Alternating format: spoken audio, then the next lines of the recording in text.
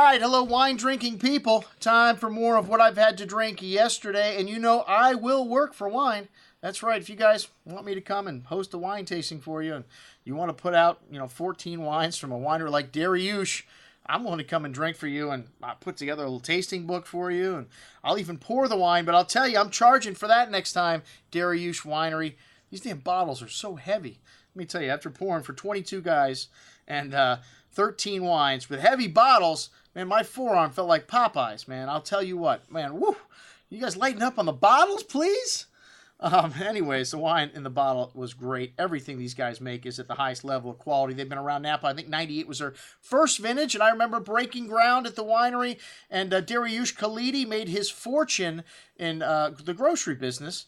They bought a failing grocery store in Southern California, turned it into a 150-plus chain with 1,500 employees, and then he had all the Momo he needed to build a winery in Napa. It takes a lot of money, especially when you're importing all the rock from Persia, and what an incredibly beautiful winery Darioush is. We sent a lot of people there. Their wines are great, too, and Darioush knew he didn't know the wine business. He hired Steve DeWitt, the next-door neighbor, at Signorello, and he said, Steve, I'm going to give you full control of everything, the vineyards, which he has had 120 acres of vines now in Napa Valley, all estate fruit. They still make under 20,000 cases, relatively small boutique winery, and let me tell you, everything on the table this evening, top-level quality for what the varietals were, and even at the price point, to me, their dairy is $260 a bottle.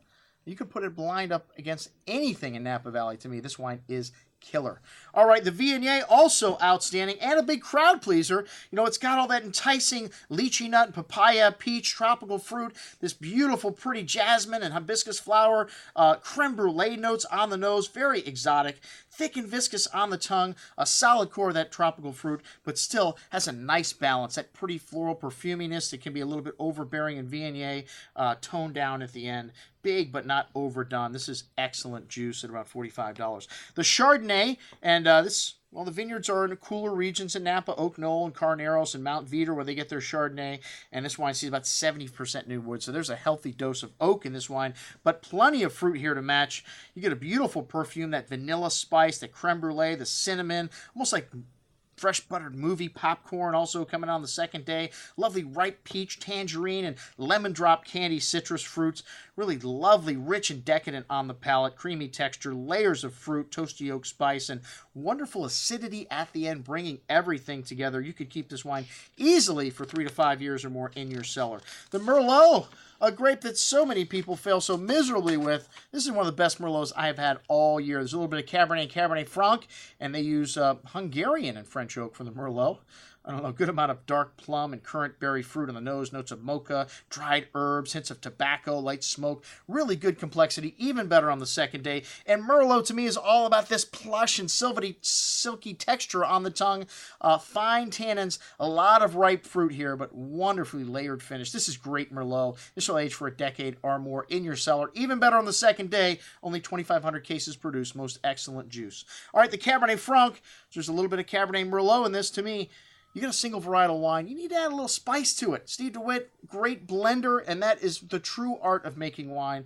Not only growing it, being good in the vineyards, but you have to know what spices to add to me, and the perfect spice in this one. Good amount of that black pepper, tobacco on the nose, blackberry, blueberry fruit, cedar, bitter cocoa notes. This wine is massive, as Cabernet Francs can be. A ton of tannins, but there is an abundance of fruit here as well. This wine needs a steak or a decade or two in the cellar, man. It is a little monster here. Lots of sweet fruit, lots of tannins, lots of everything. Most excellent juice. Shiraz, one of my favorite wines from Darioush.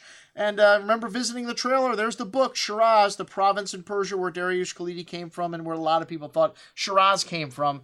But no, sorry, about the same time they came out with the winery in Darioush, 1998, they found that Shiraz was a crossbreed of two different no-name grapes in the south of France. So, that theory goes out the window, not from Persia. But this wine is 100% Shiraz from the estate vineyard and Napa and in Oak Knoll, aged for 18 months and 100% new oak. The 11, a little cooler vintage, but this wine's still showing a good amount of blackberry fruits, nice hints of violet, licorice, espresso, very fresh and zesty style of Shiraz. Really lovely balance in this wine, and even better on the second day. You could probably keep this wine for a decade in your cellar. Excellent juice. The 09, though, was the crowd pleaser. Lots of stuffing. The 09 vintage showing brilliantly now from Napa. a lot of bitter cocoa, licorice, blackberry jam, almost like Good and Plenty candy. You know, the nose on this wine came out to on the second day. That licorice, almost like a cote roti, that smoked meaty note also coming out. Really thick and viscous on the tongue with layers of dark jammy fruit, silky smooth tannins, very rich and layered at the end, but still nice freshness. Very nice balance in this Shiraz. Most excellent juice, my favorite.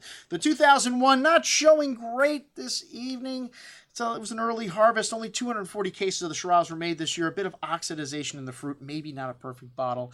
You know, hey, that's what happens when wines get old. The flaws really start to show from bottle to bottle. But not bad. You know, this wine probably has seen better days, though. I always say Shiraz matures a little quicker than Cab. Maybe you want to get to it its first 10 years of life from California. All right, the Darioush 2. What? Why is that here? It should be at the end. That's our top wine. Well, I always say drink the good stuff first, so when we started the Cab flight, we decided to start with the 12 Darioush 2. This wine needed a day to open up. It was huge. They only make about 500 cases of this wine as opposed to 10,000 cases of the Signature. One of the differences, and then it all comes from their vineyard up on Mount Veeder, 95% Cab, 5% Merlot. This wine had a stunning bouquet, just dark currants, dark cherry liqueur, toasty oak spice, dark chocolate, graphite, espresso, and more. And like I said, on the second day, this wine really shined. We opened these wines up at 4 o'clock, double decanted them. The tasting was not until 8, but still not enough time. This wine has got a massive amount of tannins, a massive amount of fruit, and just needs time. It's balanced. It's got everything in proportion. Killer juice. I'd like to try it again 10 years from now. A lot of people like the Signature Cab better. Well, the Signature Cab is much more drinkable than the Darioush 2, and I say the difference between the $250 wine and the $100 wine, 10 years from now, you'll really notice, and that's what you're paying big money for, wines that you can age in your cellar. This 2012 Signature, though, just a little bit more forward fruit, like a baby version of the Darioush 2. Lovely toasty oak spice, toffee, coffee as this wine opens up. Lovely richness. These 2012s, very drinkable, but they've got balance, they've got depth, and they are going to age for 10 years or more easily in your cellar. The 2008, still showing a good bit of tannins here. This 2008 vintage starting to open up a little bit, but this wine may need a little bit more time. Not my favorite wine of the older wines. The 2002 really stood out to me. This was a warmer year. A lot of good fruit still left in this wine.